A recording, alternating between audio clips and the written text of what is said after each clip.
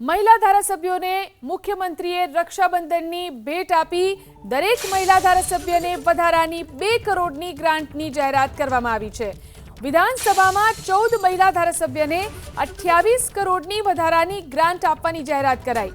Infrastructure વિકાસલક્ષી કામો માટે વધારાની 2 કરોડની ગ્રાન્ટ આપવામાં આવશે। આ વિશે વધુ જાણકારી મેળવીએ અમારા સંવાદદાતા હિરેન રાજગુરુ ફોન લાઈનથી જોડાયા છે। જી હિરેન, રક્ષાબંધનને લઈ અને શું મહત્વની જાહેરાત કરવામાં આવી છે?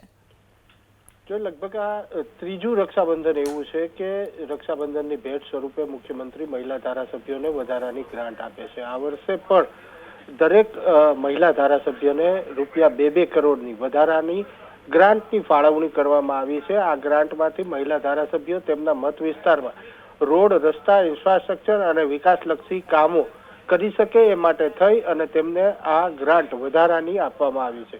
વિધાનસભાની અંદર હાલ 14 મહિલા ધારાસભ્યો છે, જેમાંથી 3 મહિલા ધારાસભ્યો મંત્રી તરીકે પણ સમાવેશ થાય છે।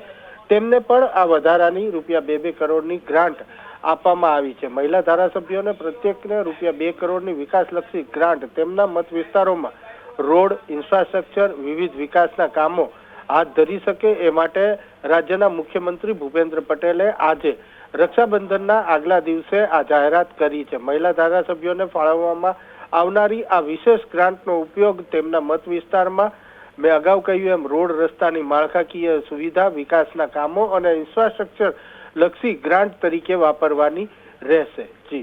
જી આભાર તમામ જાણકારી આપવા માટે।